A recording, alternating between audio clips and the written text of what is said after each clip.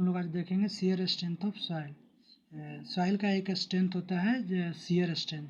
जब भी हम लोग सॉइल पे लोड लगाते हैं तो वो लोड कौन बियर करता है, कैसे पता चलेगा कि कितना लोड बियर करेगा नहीं करेगा, वो हमको पता चलता है शियर स्ट्रेंथ ऑफ सॉइल से, शियर स्ट्रेंथ से। तो चलिए इंट्रोडक्शन पहले देख लेते हैं। इंट्रोडक्शन क्या बोल रहा है? इंट्रोडक्शन हमारा बोल रहा है, सही है। अब इंट्रोडक्शन हमारा क्या है? इंट्रोडक्शन है कि one of the most important consideration in the soil and construction on the earth the supporting और द स्ट्रक्चर इज स्टेबिलिटी। हमारा जो है कि किसी भी स्ट्रक्चर को बनाते थे सबसे उसमें हम क्या देखते हैं? उसमें हम देखते हैं कि हमारा स्ट्रक्चर स्टेबल है कि नहीं। इसको हम लोग स्टेबिलिटी देखते हैं, stability of soil mass. Soil मास यदि स्टेबल है तो हमारा बिल्डिंग भी क्या होगा? स्टेबल होगा।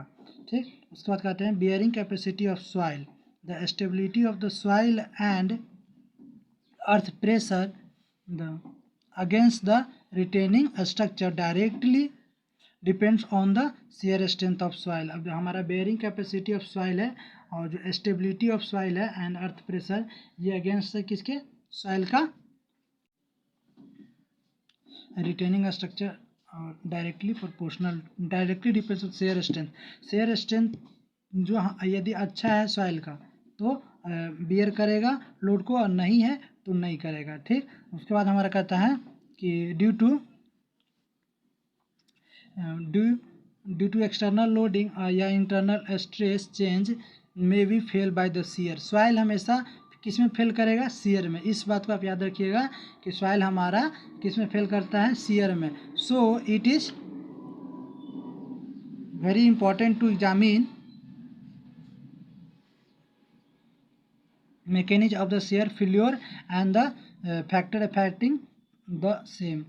और शेयर फेल्योर के बारे में हम लोग को अच्छा से जानना पड़ेगा। ठीक, तो कंसेप्ट ऑफ स्ट्रेस, स्ट्रेस का कंसेप्ट क्या है उसके बारे में हम लोग समझते हैं। Stress is the internal force acting per unit of surface area. Area of surface मतलब किसी भी एरिया के पार्टिकुलर में यूनिट एरिया में कितना हमारा इंटरनल फोर्स एक्ट हो रहा है। ठीक, उसी को हम लोग क्या कहते हैं? स्ट्रेस। फिर कह रहा है it is the tensor quantity. देखिए अब आप लोगों ने भगता है वेक्टर क्वांटिटी, टेंसर क्वांटिटी और स्केलर क्वांटिटी। ठीक, अब तो यहाँ पे सॉइल हमारा कैसा है? सॉइल हमारा टेंसर क्वांटिटी होता है। ठीक, और it was the component one that act normal to the section plane and other that act along the plane. फिर कहता है ठीक, जिसका टू प्लेन होता है, टू कंपोनेंट होता है, एक नॉर्मल टू द सेक्शन होता है और दूसरा जो होता है हमारा कैसा होता है? Along the section. एक तो नॉर्मल टू द सेक्शन और दूसरा अलोंग द सेक्शन। ठीक, उसके बाद हम कहते हैं the normal component is called the direct shear stress. हमारा जो नॉर्मल कंपोनेंट होगा उसको डायरेक्ट शियर स्ट्रेस कहते हैं, और दूसरा जो हमारा है, दूसरा जो अलोंग द सॉइल था उसको हम क्या कहते हैं? Tangential stress. ये बात समझ में आया आपको? जो हमारा अलोंग द सॉइल है उसको हम कहते हैं टेंजेंशियल, और जो हमारा normal the soil normal component जो है उसको हम लोग कहते हैं डायरेक्ट शियर। ठीक, और उसके बाद कंपोनेंट विच अलोंग उसको कहते हैं tangential stress is responsible for the shearing material, hence the referred the shearing stress. हमारा क्या है कि टेंजेंशियल किसके लिए होता है? शेयरिंग के लिए। अब कहता है share strength of the soil. अब सॉइल का शेयर स्ट्रेंथ के बारे में जानते हैं हम लोग। तो shear strength is a resistance offered by the soil against the share deformation. Share deformation को जो रेसिस्टेंस करता है, जो रेसिस्टेंस जिसको रोकता है शेयर डिफॉर्मेशन को, उसी को हम लोग क्या कहते हैं? सॉइल स्ट्रेंथ कहते हैं। ठीक, और it is value is equal to shear stress on a critical plane Y plane A. देख लेते हैं आगे चल के प्लेन ए। उसको कहता है the critical plane is that plane that which the resultant stress maximum angle of obliquity with the normal of the that plane. क्या होता है? क्रिटिकल प्लेन हमारा कौन है? क्रिटिकल प्लेन हम उसको कहते हैं जिसमें क्या होता है? Resultant stress has the maximum angle obliquity with the normal plane.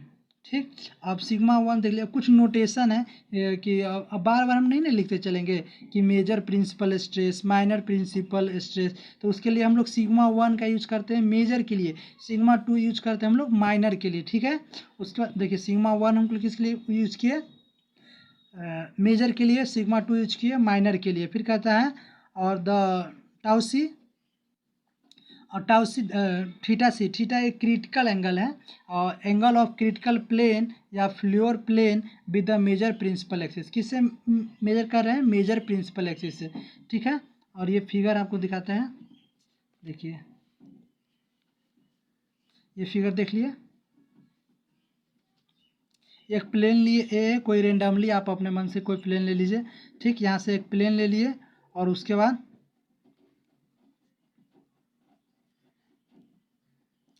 ठीक, और ये प्लेन है एक नॉर्मल स्ट्रेस है, देखिए इस प्लेन के नॉर्मल है।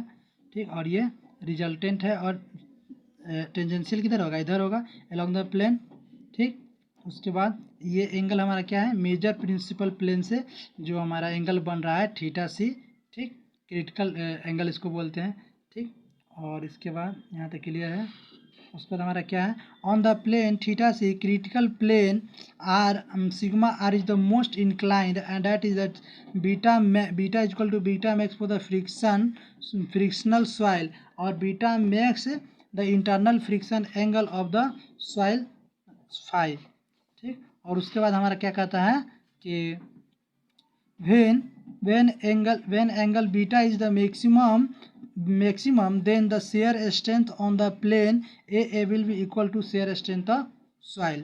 कहता है कि जब हमारा एंगल बीटा जो है मैक्सिमम होगा तो उस समय शेयर स्ट्रेस और प्लेन AA will equal to shear strength, तो उसको हम लोग क्या बोलेंगे, शेयर स्ट्रेंथ बोलेंगे। ठीक, और उसके बाद चलिए आगे देखते हैं हम लोग।